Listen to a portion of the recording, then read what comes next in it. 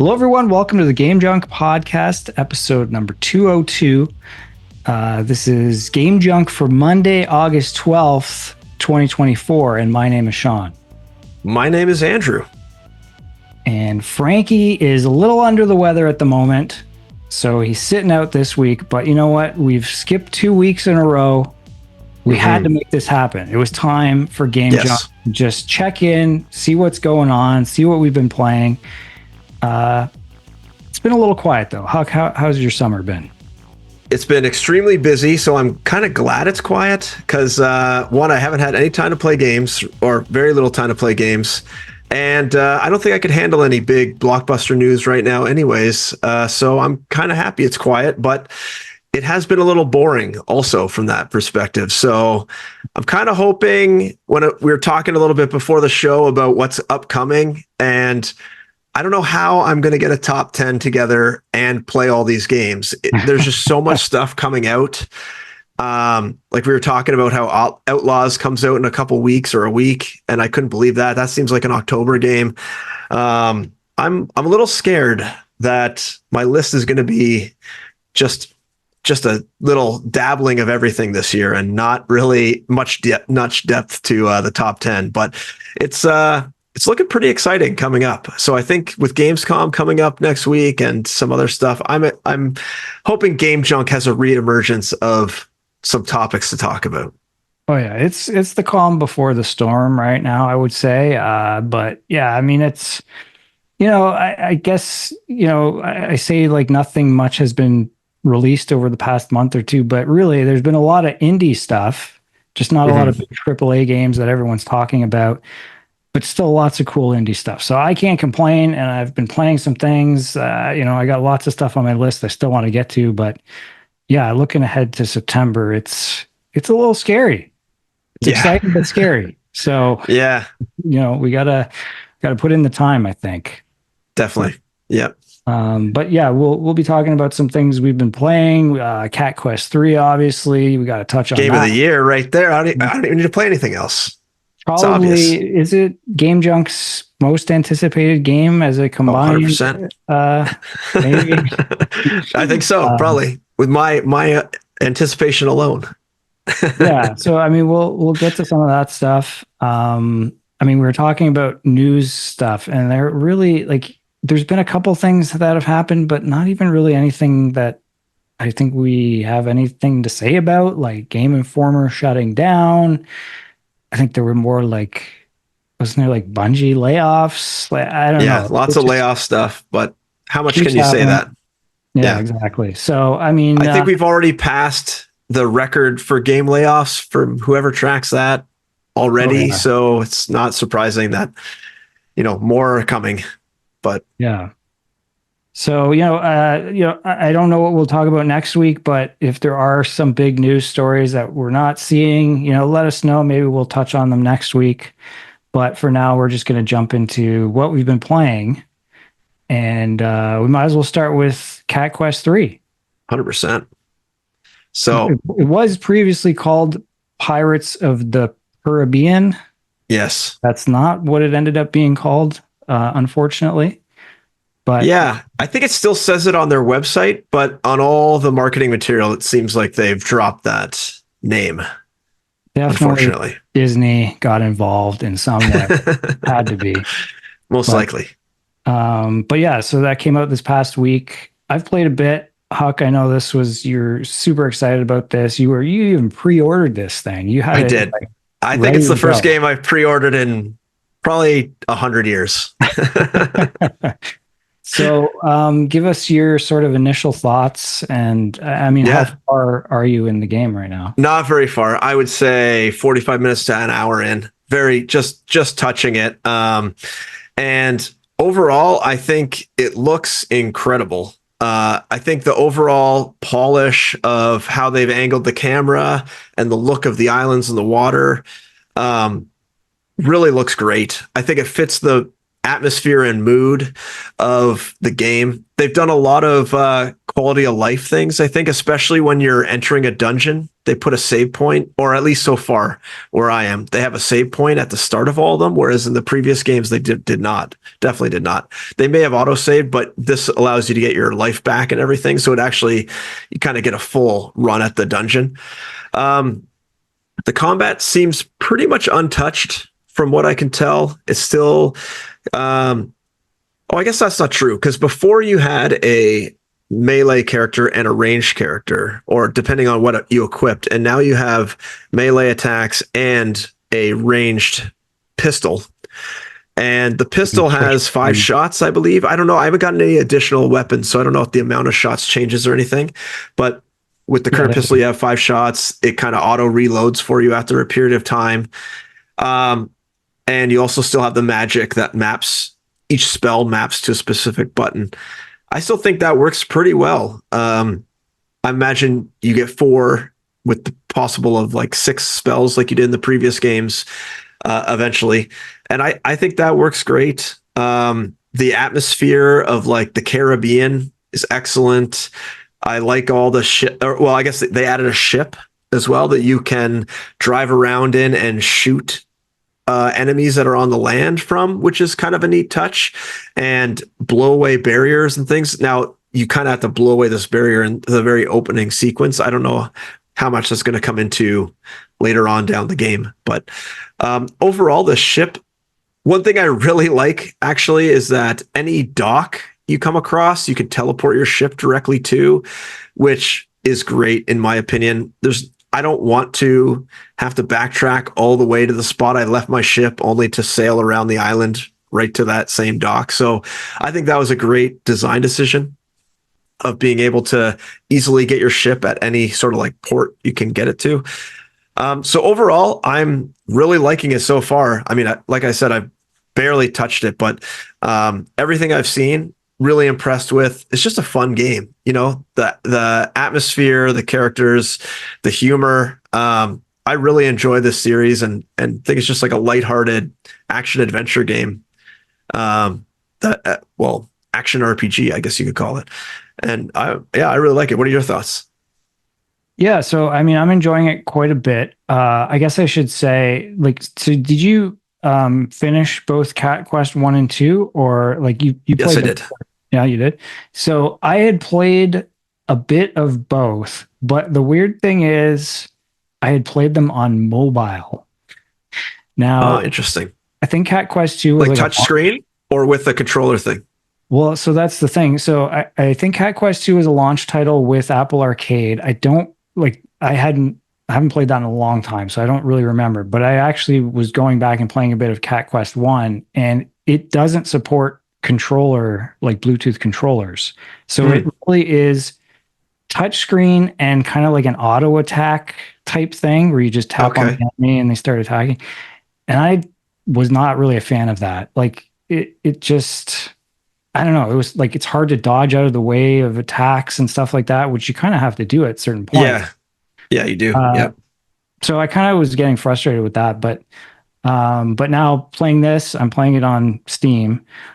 So that obviously just having the actual attack and dodge buttons, like, you know, available is a huge difference. But I'm finding the game like a lot more addictive than the first two. Like, you know, like I enjoyed what I saw of them, but this one I'm not sure exactly what it is that's keeping me just wanting to keep playing it. But like I do like the addition of the ship.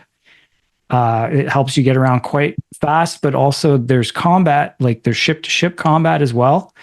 And that I found pretty fun. And then, you know, that's another thing you have to upgrade is your ship, stats and weapons and stuff. So I like that. The whole pirate theme, you know, on the surface, I was like, okay, it's pirates, whatever. Like, what's the difference? But there's kind of a fun like vibe to the whole thing where it's just about treasure. Like that's all I care about. When you talk to somebody, it's like, I don't care what treasure do you have for me. And so they're kind of leaning into the loot aspect of, you know, the RPG, which I like. So it does almost have a bit of a Diablo pull for me. Like I'm feeling Yeah, I that. would say so. Strong. Yeah. So yeah, I'm liking that. I haven't had a chance to try out co-op. I was Neither have kind of I. disappointed that there's no online co-op, although I guess if you're on Steam, you can just do remote play and it doesn't really matter. But just feel like they had co-op in two, not one, right? Correct. But But it was also local only. yeah, so I just would have thought maybe by the time you get to three, you would have added online, and maybe they still will. Maybe it's possible, um, but yeah, I mean, other than that, it feels like a game that would be a lot more fun. Did you play it all with your kids so far? Or Not Crack Quest 3. I played Crack Quest 2 with them co-op, but not 3 yet. I haven't had a chance. okay, Yeah. yeah. So I mean, but yeah, it's just it is a very approachable game. It's not super. I mean, it's not as easy as you might think out of the gate. Like you still have to, like I said, dodge and kind of attack, and there's some pretty like big bosses like almost immediately. So Hmm. it's not like super easy, but it is very approachable and fun and just Very kind of forgiving too when you die.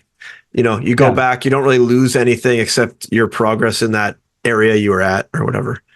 Yeah, and like you were saying, just adding more save points, and I think those save points are also where you can have a co-op person jump in with I you. I think think so.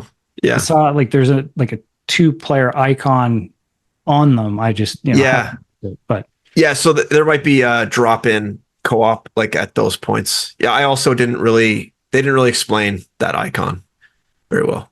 yeah, but yeah, I mean, so if you haven't checked any of them out, you should. I believe the first two are still on PlayStation Plus. Yes. And They left. actually, I looked at Steam.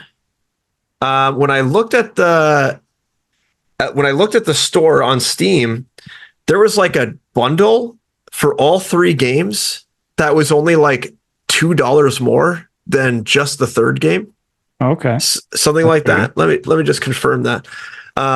So I was like, wow, that's a crazy deal. Um, yeah. So Cat Quest 3 is. Oh no, I was wrong. I was wrong. It's 21% off. I was looking at a different bundle. Um, Okay. anyways, never mind. I Still must got have. it's still a deal, So Yeah, still a deal. I thought it was more, or maybe it was on launch day or something when I checked. I'm not sure, but it's changed okay. since then. Yeah, I mean, I have to admit, I was like kind of hoping maybe there was a chance Cat Quest 3 was going to be like a PlayStation Plus extra Mm, title or whatever that tier is. Uh, hmm. but no such luck. No, they're getting that money. They're getting that Yeah. money. No, it's good. I really like it, and it like you were saying, like there's something addictive about it. It's just so easy to move on to the next thing, and they do a really good job of giving you like all the information you need. Every place you go to tells you without any like cryptic thing, like, oh, you need to look at this wayfinder and it'll tell you exactly what direction to go, or you need to go to this island and you could pull up your map and all the islands are named. And the map also tells you like how many treasures are on each island. So there's never any confusion, at least that I've run into so far, of where to go next or, what direction to head at least. And so far as I've been island hopping, every island has something interesting to look at or to do or to engage with, side quests that pop up, whatnot. So, I mean, so far, I'm really impressed with how they set the game up and just, I mean, if this game's anything like the first two, especially number two, it just keeps you engaged constantly. You're constantly stumbling across stuff you want to look into and try to find the treasure inside the loot. So I'm pretty excited to keep playing this one and maybe you can go for the old plat Oh, number okay. 5-ish. Well, yeah, I mean, it feels a little more open than the other ones I mean, again, I don't remember too much about part two, but like it just, from the start, you're kind of going off in different directions and it does give you some direction as to where you should go next, but it's not like super linear. So Yeah, there's and the other different ones you were stuff. gated. by the land. You couldn't go on the water until later on in the game. You earned a power up to travel across the water. So right away in this one, you can immediately go across the water. So I wonder if they're going to add some sort of flying ship that allows you to travel even faster or something. They Oh did yeah, that maybe. in they did that in the last one. You could then fly kind of faster across. Before you could puddle jump on the shallow waters, and then eventually you could kind of float over everything. So I wonder if they'll add something like that to this, some sort of airship that lets you attack or something. That would be cool. But yeah, I think it's a great game, and everyone should check it out. Even if you hate action RPGs, you should buy Cat Quest 3. Unless you hate cat puns, then you may not like No, the game. no, But even I then, mean, you should buy Cat Quest 3. I think Frank would want us to once again reinforce the look of the map and the perspective, how that's such a cool thing in this game. And I think it actually works even better with the pirate theme because Mm-hmm. the map is the world you're traveling across at all times. So it's kind of cool. I think so. There is a map you can open in your menu, but then the actual overworld that you play in is Yeah. essentially that map, but the perspective is changed a little bit and a little angled. I think that's sort of what you're saying, and yeah, just being able to play almost completely on the overworld and have enemies come up is I guess from this perspective, it's pretty traditional in nowadays in open RPGs, open world RPGs, I should say. But this is definitely a unique perspective, unique kind of style to it Mhm. that is really fun to explore. Yeah, for sure. Um, okay, so I'll kind of shift gears here a bit and talk briefly about the PlayStation VR 2 PC adapter. So I don't know how many people out there are waiting for this thing. I know VR seems like nobody cares, but I know Sean people, was. well, but this was kind of a cool thing because a lot of people have been saying, I'm not going to buy a PlayStation VR 2 until they add PC support. And they finally did it, which, may indicate that Sony's kind of giving up their support of it in some way. Because, I mean, they still haven't put out a ton of, big must play games. But this obviously opens up a huge library of games if you have the PSVR 2. And I was just curious because, I have a Quest 2, which I've used to play Steam VR games, but, it's kind of finicky. Like half the time it disconnects. And, it's just not the PSVR 2 is a much more powerful headset. So I was curious to see how this would hold up. And I was, for the most part, pretty impressed. Like, a lot of talk has a lot of people have been saying, oh yeah, this PC adapter is cool, but you don't get half the features of the PSVR 2, like the HDR and stuff like that. Like it's just not, at least currently, not possible. You get that stuff when you're playing on the PlayStation 5, but you don't get that stuff from your PC. Uh, but the OLED screens are very colorful, and I immediately noticed a difference in terms of the color, in terms of the field of view. All that stuff is like way better than the Quest 2. Now the flip side, there's a little bit of blurriness, and I'm kind of not sure yet if it's like I've read some reviews, people saying that Sony actually so there's a thing called the screen door effect, which is, I believe, kind of like you can see the individual pixels of what you're looking at, and it kind of just looks like a grid of pixels that you can kind of you're visually aware of it. So some people have said that Sony is basically adding a little bit of blurriness so that you don't notice that, but I actually think I would prefer to see the screen door effect to the blurriness, assuming that's what this is that I'm experiencing. Because the other thing with the PSVR 2 is the sweet spot of like finding the perfect focus for your eye is a lot more precise. You really got to like fiddle with it a lot when you put it on. So that could be part of it too. But yeah, so I mean, that's the one Yeah. thing that's kind of been bugging me, and I'm like trying to read reviews, and there's not a lot out yet. Like few of the big sites have reviews and stuff, but I'm trying to dig through Reddit threads. Like, are other people seeing this? And I haven't got a confirmation yet. So still kind of waiting to find out on that. But other than that, like I went back and I got back into Half-Life Alyx. Oh, nice. So yeah, I put a few more hours into that. I'm probably, I would say, over halfway through the game now. Really enjoying that. I mean, I'm gonna try and stick with it and finish it. It actually is strange. The section that I would just kind of got through is very The Last of Us-esque. You're like going through this sort of abandoned hotel, and there's like these kind of like alien spore things everywhere, and it really has this. Like, it feels like I'm playing The Last of Us VR, um, but yeah, I'm enjoying that game a lot, and I mean there aren't a lot of other games that are at that level of like, a huge kind of AAA game that looks great, that feels great, and, just offers a lot of value for your money. So It's uh, really amazing how they made that game. Like, to be honest, I mean, it runs so well yeah, and looks and so good. it is Valve. They have basically unlimited money, and they were Hmm.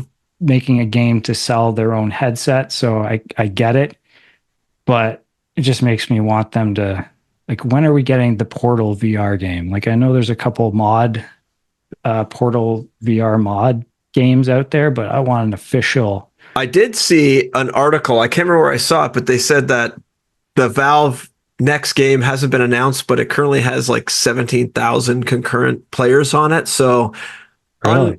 so I don't know if they're doing some sort of like beta test or something. I don't know how people even found it out, but obviously something is in the works from Valve that could be coming out soon. Now, what it could be, I don't know.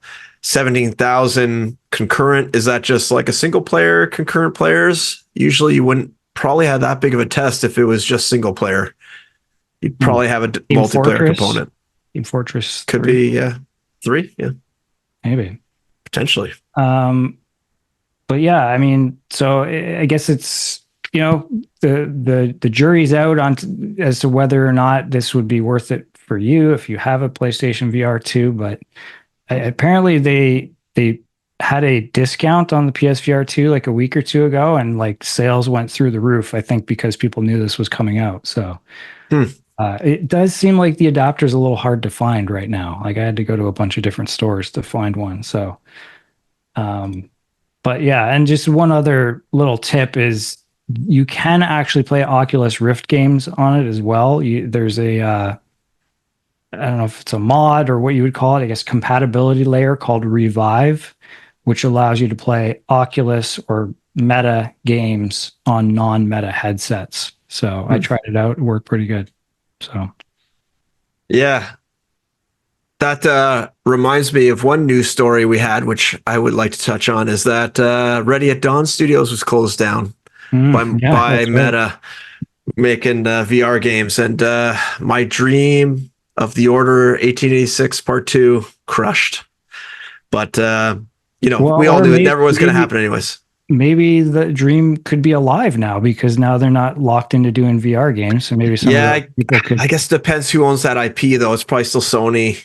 They probably yeah, have it locked away behind lock and key and got burned by the first game, so don't want to take a risk on round two. But yeah, I hope those guys find their footing back in real games, aka console games. yeah. Okay, over to you, Huck. What else you been playing? Well, I've been playing. I picked up from the old library College Football 25, which is the first college football game in 11 years, something like that. I think the last one was 14, perhaps. And I don't even recall the last time I played a college football game. I've kind of been a Madden guy, but I thought I'd give it a try and see what's up with it. And it's actually quite good. Now, I haven't played Madden in a couple of years, so it's possible that this is just kind of Madden tech with the college football names and everything. But the gameplay is fun. Um, it doesn't feel cheap. I can't remember what I think I'm playing on varsity or something. I don't know what mode that would equate to on Madden, but I had one absolute. I picked a local team. I picked Syracuse, which is from New York State, and so I picked them. I don't. They're not in the top 25. I don't know what I'm ranked. Nowhere near the top. But I had a game against Stanford, which I think normally has a pretty good game, and I went to like quadruple overtime back and forth, and it was a nail biter of a game. I was real like on the edge of my seat the whole time. My kids were watching, they were excited. So it was like a really fun back and forth thing. There's like some different rules for college football, which I had forgotten about. I think they also redid the kick meter. So in Madden, I think it basically was you would use the right stick to sort of direct your kick, and then you would hold down the button. It would charge a meter, and then you would release. And with this one, you have to. There's like a little left-right meter, and then once it's in the area you want, you hold it down, and then it starts charging a meter. But if it gets near the top, it goes like completely red, and it actually starts wiggling extra. And then you have to try to let go at an appropriate time, and or maybe not, maybe it's just as like a crazy kick regardless, but it like really punishes you for going right to the top, whereas in Madden it would come back down and then you just kind of like do a light kick, whereas this is like a wild kick. So I actually like this better in terms of the timing game that's being played there. And the other big aspect of the college football is the recruiting aspect. So in this, you have basically a list of, who knows, thousands of players, and you can see sort of what positions you need and the players' interest in your team and their prospect level or whatever you call it, of 5 stars. And so there's this aspect where you can target them and then do sort of you can DM them and call their family and give them a phone call and offer them a scholarship, and all that stuff's pretty familiar of what I remember like the college basketball games being as well. Very similar mechanics. So I'm sure they didn't really change that too much. But it is a fun little thing I check in on every week and just see where I rank, because it shows you sort of where you stand against all the other teams and how you've changed in the rankings. So it's a fun little mini game outside of the game that you kind of have to keep track of. And now I've only played, I think, 5 games, so I haven't got to like the off season, but I imagine that this recruiting part is going to be pretty crucial for your success later on. It's not like in Madden where you get 7 picks guaranteed and you can trade. You got to recruit these players to the school. And I imagine if you don't get the good guys, you're going to be left with a bunch of shit players that are like 1-star recruits that you're basically just filling your roster with. So I can see this being like a pretty interesting mini game to take on. I want to get through at least one season and one off season to try to see what that whole loop is like before I take it back to the library. But I'm enjoying it. I'm enjoying the football. It feels fun. It doesn't feel too different than Madden. Sometimes these games, because they're not pros, they'll, make them drop the ball a bunch and stuff like that, which can be super frustrating, but I haven't really noticed any of that. So, enjoying it. If anyone is any interest in college football, I think they should give this game a try. And I must say it's pretty impressive, even though they have like the Madden tech obviously kicking around, that after 11 years or whatever, they can come with a really strong game after not doing it. And I think the big thing about this is that players have their real names in this one. I think they signed the deal where the players can actually get some sort of compensation for being in the game. So it's kind of neat. It's not just a number. I remember in the other college games, it was like number 6 throws a touchdown to number 5. You're like, okay, that's kind of cool. But now it's like actual real names. And I believe it is the real players.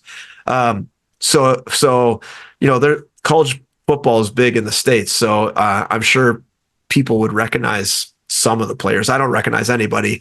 But it's pretty fun to do this recruiting stuff. So I'm enjoying it. Yeah, I think I heard that there are some players that opted out. Sure. So like Okay, that makes sense. some star players that opted out potentially because they weren't getting paid enough or something. So not everyone's in there, but yeah, it's interesting. I mean, I'm not like uh I don't really follow college sports that much, but I do like the excitement and kind of the unpredictability of that kind of stuff. So I imagine they would try to capture a bit of that in the video game. Yeah, they have like the crowd noise or the stadium noise meter that goes off. And I've actually only played home games, oddly enough, so far in the like 4 or 5 games I played. And when the stadium meter or whatever gets high, like the camera is shaking all over the place, which is kind of cool. It adds to that sort of like excitement of the game and like the atmosphere. So yeah, it's a fun little game. I don't know, it'll be interesting to see if they do anything different when it gets to like the bowl games and all the championship stuff. So I'm looking forward to seeing kind of if they added anything on top of like a normal Madden experience or regular just basic game to add to that. But yeah, I like it. Cool. I think the last college sports game I played was NCAA basketball for N64. Hello, winner. Classic. Uh, Next up on my list, I completed Lorelei and the Laser Eyes. There we go. Now, somebody, I believe it was Frank, predicted that this might be on at least two of our top 10 lists by the end of the year. I don't know how he came up with that, but it's possible. It's definitely possible to be on at least one because I enjoyed it quite a bit. It was a bit longer than I thought it would be. It was probably close to 25 hours it took me. Wow, that's pretty long. Yeah, but it's hard to judge because I also like half the time, had the game open and was like scribbling notes or like trying to like sometimes you just have it open and you're trying to think of what you can do and it's just idle time. But yeah, so if you aren't that familiar with the game, it's sort of Resident Evil-esque in that you come to this mansion, this mysterious mansion, and it does have a bit of a creepy horror vibe, but it's not really a horror game, I wouldn't say. Although there are some sections where there's creatures, I guess I would say, roaming the halls, but it all just leads back to puzzles essentially. So, you're just trying to answer questions. And I think last time I had played this, I played maybe an hour or so, and it was just felt like I was going through the mansion, seeing all these rooms, getting to a lot of locked doors that I didn't have keys for, and coming across a lot of puzzles that I didn't know how to solve. And it was just kind of like, okay, what do I do now? So then I pushed through a bit more and started kind of solving some of the puzzles, and then I got hooked. And so I think it's kind of a game where, if you get stuck, you kind of do need to look things up here and there because it's not like a Portal or, some of these other games where you can kind of actively work through a puzzle, you know what I mean? Where it's like you're like, okay, I'll try this. Nope, that didn't work. I'll try that. It's basically like you come to a door and the combination is a number and you're like, do I know that number? Yes or no? So sometimes that's a bit tricky. Like the hard thing for me was it is kind of trying to be like an open world puzzle game where it's like, okay, if you're stuck on one thing, you can go work on something else. But the problem is you end up not knowing what things in the mansion connect to which puzzles. So you're like, okay, I've got like this huge list. Like you have this notebook that's your photographic memory of like everything you've found. And by the end, it's just like huge. And you're just like scrolling through all this stuff. That's funny. I've actually thought about that. Like if you had a true photographic memory, would your mind just be an absolute jumble of random shit? Yeah, I don't know. That's a good question. It's because, yeah, you might remember one specific thing, but do you know how to connect it to everything else? Hmm. But yeah, it's got this kind of cool, mysterious vibe. I guess Twin Peaks is probably a reference point. I'm not sure what else I would compare Classic. it to, but it's the art style is it's mostly black and white, but with bits of red that kind of become more prominent throughout the story. And yeah, I don't know.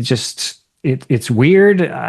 It does kind of lead to like a reveal of sorts where it's like some of the things you've been seeing were metaphors for something that happened, but there's also a lot of stuff that's just weird for the sake of being weird, Hmm.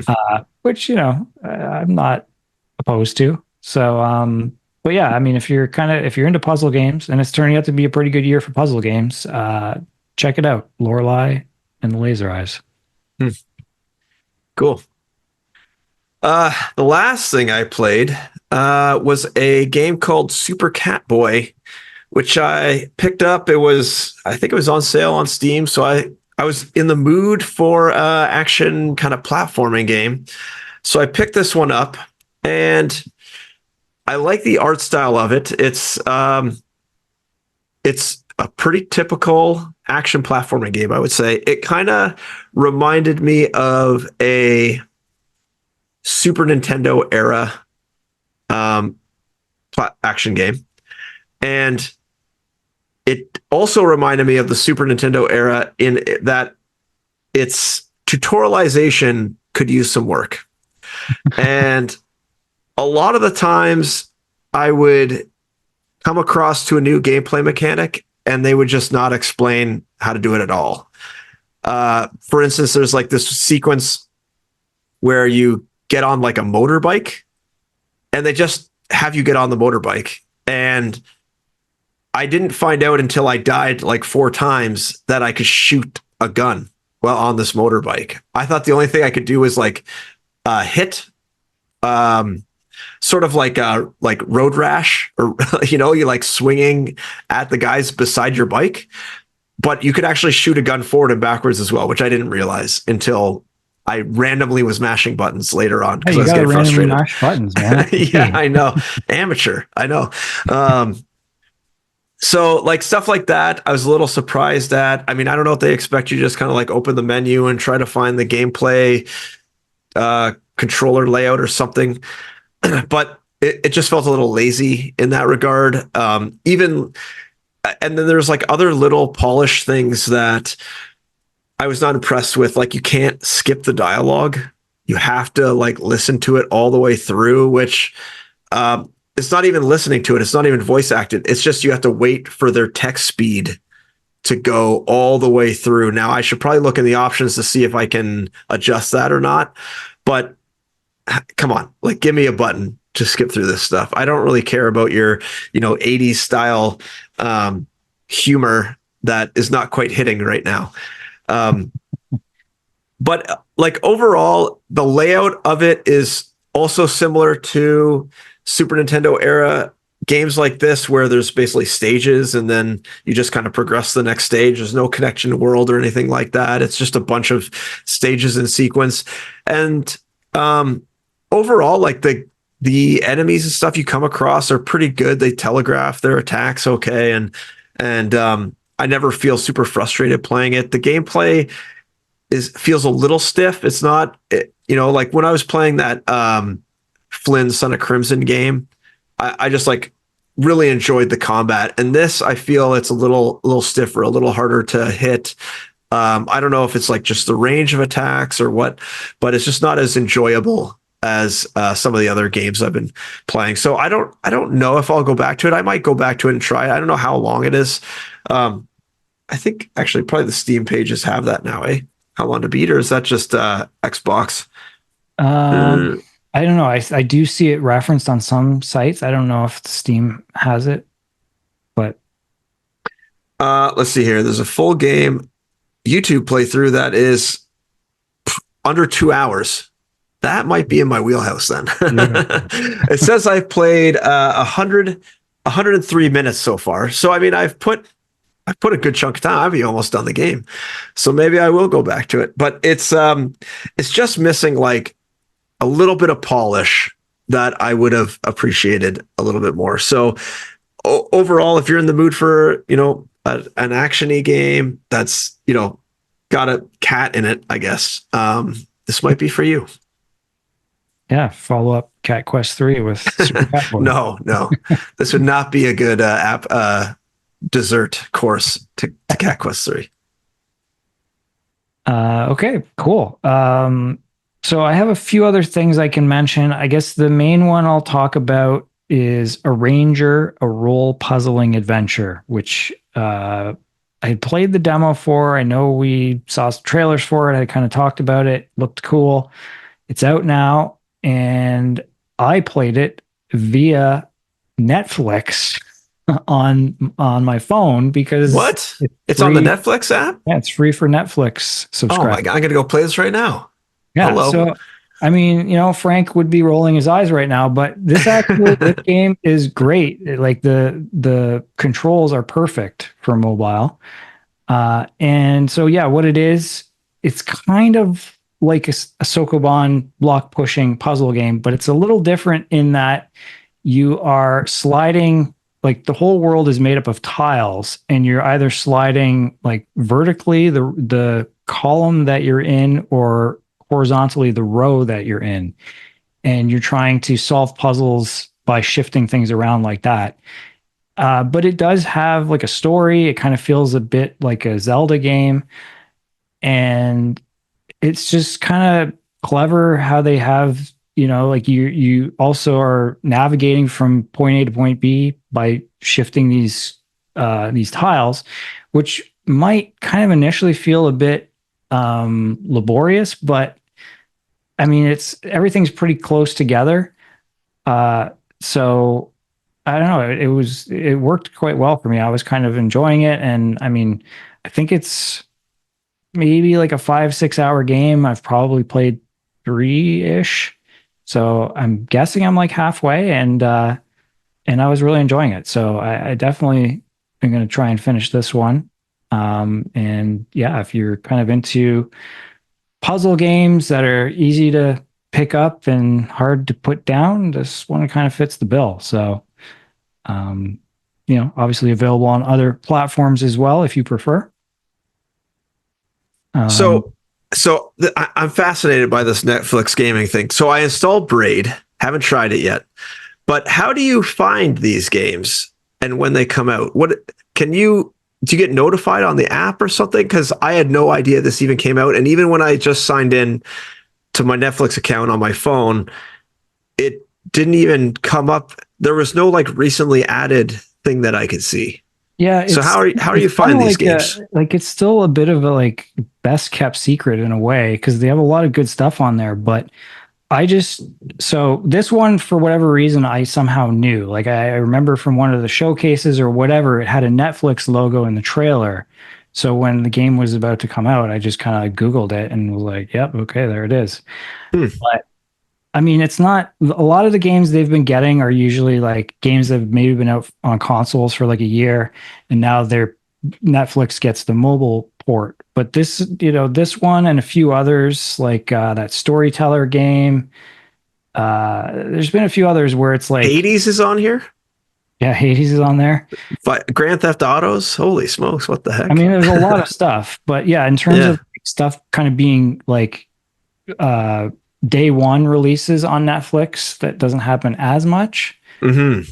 But I mean, I just kind of keep my eyes open, and they do, like, usually if you sign into the Netflix app, they don't have a recently added section, but like usually if a game's new, it'll be close to the left side, and it will say like recently added on it or something. So yeah, I have noticed that. There's a lot of too hot to handle-esque games in this list here, Sean. How many of these are you downloading? Are you downloading all of them, or just like 95%? Not downloading those, but yeah, it's like 50-50. It's casual junk, and then there's actually like amazing games that maybe you played elsewhere already, but like Hades, Spiritfarer, Shredder's Revenge is on here. Like the Oxenfree games. I think Oxenfree 2 was a day one release on Netflix as Hmm. well.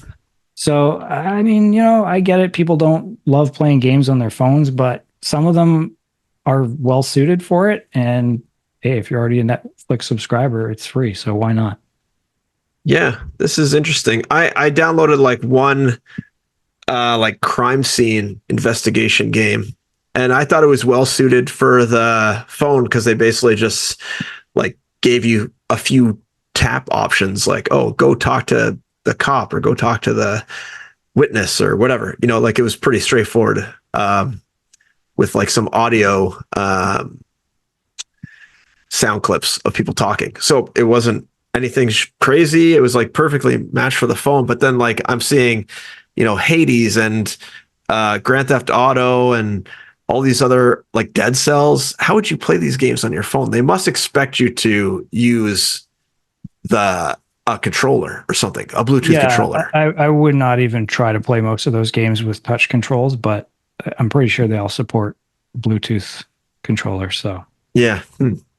Cool. Well, I'll add this to my list of many other stupid things I have to check constantly to see if there's any cool games yeah, you never like know. Epic and Xbox and goddamn, so Yep. many. So let's see, what else can I mention? So I did play a bit of World of Goo 2. I might wait to really give a better review of it just because I played maybe probably less than an hour, but it was like right off the bat, there's some pretty new mechanics being introduced and it's just super creative. Like I don't know, I love that about like the original obviously is a classic, but like it's been a long time. Like how long? Like probably 10, 15 years at I don't least. know, but I just found it on Netflix Gaming, so I might have to Yeah, reinstall it. World of Goo 1 is on there. Yeah, you're right. Not 2, unfortunately, Yes. but yeah, like it's just I don't know. They've had a lot of time, I think, to come up with new ideas for it. So there's some pretty cool stuff in there. Again, another puzzle game if you're kind of into that. Um, I okay, so I mentioned Portal earlier because we were talking about the VR, and I was like, "Where's my Portal VR game?" So I played a bit of Portal Revolution, which is Hmm. a brand new or like came out a couple months ago, fan made Portal game. Which Oh, really? apparently there's tons of these. Like I have not really been following this, but like if you're a Portal fan, there's like I remember a long time ago, Portal Stories Mel came out, which I heard good things about, never played. Then there was one Portal Reloaded, which I guess that's Reloaded Revolution. I assume that I don't know if it's the same people, but the naming convention lines up with the Matrix, obviously. Um, Hmm. so I played a bit of it. I think some of those other ones there were new mechanics, like Reloaded had like a time uh, element to it or something. This one I haven't seen anything new in terms of the mechanics yet, but it's just a really solid, well-made Portal game, brand new Portal game. Which hey, like I'll take that, sure, and it's free if you own Portal too. So Does it uh, have voice acting? it does Like that. I'm watching the video. I didn't realize it was on Steam.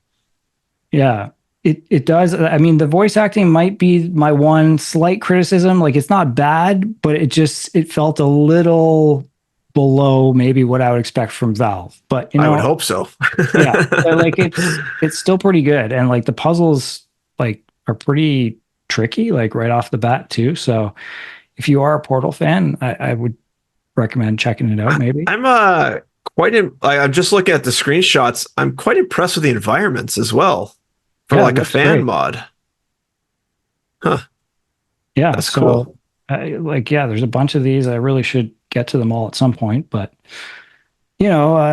what can I say? Sometimes you frown on the on fan mods because you think how good can these things be, but they're actually pretty good. And I then mean, you realize that that they put it on Steam and Valve still gets a cut. well, it's free, so I mean, do they? They do But have additional content, you could buy a plush pack or the soundtrack, though, which Oh, would get them a cut. I guess it's still potentially selling copies of Portal 2, maybe. I don't know. But True. Yeah. uh oh, what was I gonna say? Oh, that reminds me, Fallout London, another huge fan Mm. made thing that's, people are loving right now.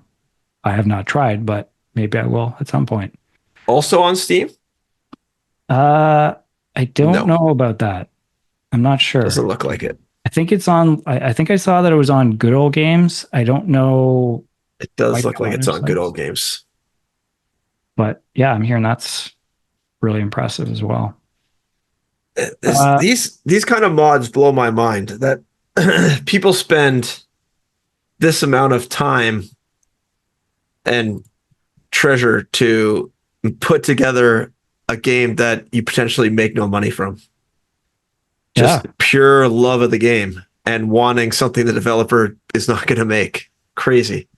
yeah, it's insane, but I mean, that's yeah, it's very impressive. What can you say? Hmm. Okay, last thing I will mention just real quick. So I think last time I talked about the arcade one-up cabinet that I was kind of playing around with, I mentioned Smash TV, classic arcade game, right? Hmm. So it turns out there is sort of a knockoff, a recent kind of knockoff that that is out there called Galaxy Champions TV. Oh. A little sanitized. It's not as bloody and violent and all that stuff, but the gameplay is basically the same. And I played a bit of this and was having quite a bit of fun with it. So if you do like Smash TV, check it out. It's pretty fun. And I mean, there's speaking of arcade stuff, just real quick, there's like a crazy amount of like retro brawlers still coming out this year. Like Hmm. I think we mentioned this before, but like Toxic Crusaders, um, that Mighty Morphin Power Rangers Rita's Yeah. Rewind game. There's a Hmm. G.I. Joe one that's supposed to be coming out, Wrath of Cobra, I think it's called. Hmm. And then like a couple weeks ago, they announced a Karate Kid one. Oh, So really? like, yeah, and they're all supposed to be coming out in the next few months, supposedly. So I don't know It's who's so calling it. interesting that it's so interesting that all of those IPs are from like the 80s, 90s era and they're all brawlers. Yeah, It's I it's mean, uh it's interesting. clearly Shredder's Revenge has had an impact, I would say. Yeah. Um, Yeah, it's interesting because I mean, like Scott Pilgrim, I would say was probably the first reimagining of the brawler that kind of hit. mhm. And then there was a pretty big lull before Shredder's Revenge. I think Scott Pilgrim came out probably 10 years ago or more. I think I was working at Drinkbox when it came out. Yeah, So no, I agree. that's a long Yeah, time and ago. there's, like Streets of Rage 4, the River City Girls games Hmm. a couple years Yes. ago. Uh, Yeah. there's a few others, but yeah, like I think Shredder's Revenge really that plus the sort of IP thing, like trying to find like a retro IP to pair it with seems to Yeah. be Chumps like us will buy anything. I'll play it. Hey, like that's one cool thing, the arcade one up cabinet with the way I have it set up, you can actually run Steam Link on it, so I can Mm. play more recent games on it as Oh well. yeah, that's cool. Kind of cool. Nice. But yeah, I think that's about it. I mean, I've got a few other things, but we'll save it. I think Frank played a few things too, so maybe we'll talk about them when he's back. Yeah, got to keep it in the hopper for next week, just in case there's Yeah, you nothing never again. know. Well, that's the thing. Next week might be another lull week, but then the week after that will be Gamescom. I think Hmm. Black Myth Wukong comes out. I don't know if I'm going to buy that or not, but I'm pretty sure Frank will. And then I think the week after that is Star Wars Outlaws and Vision of Mana, maybe something else, and then Astrobot after that. So Yeah. it'll be good. Hmm. So anything else need to mention, Huck? I don't think so. I think that's all she wrote. Okay. Well, thank you for listening and or watching. You can find us on social media. Huck is My Angry Commute and Equilibrium Sis. I am Film Junk. There, hey, Frank never mentions this. There is a Game Junk podcast Twitter account, and we're on Threads as well, I think, Facebook, and YouTube, of course. .com Not forward watch, slash game junk. if you're not watching the video version, what's wrong with you? That's right. And the Discord link is there in the description as well. So until next time, we'll see you guys later. Bye bye.